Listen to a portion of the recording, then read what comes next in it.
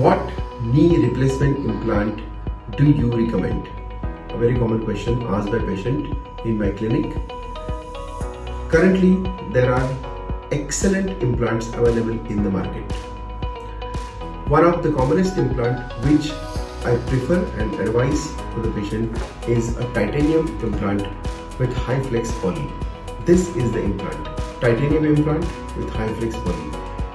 Number one, it has got a very good longevity of around 20 years to 25 years. Number two, it has got excellent range of motion. Number three, the correction of the deformities very good with this implant.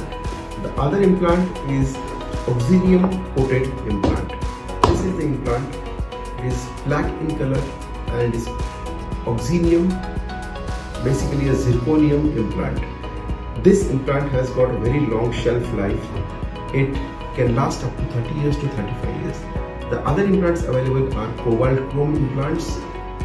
These implants have a life of around 15 to 20 years.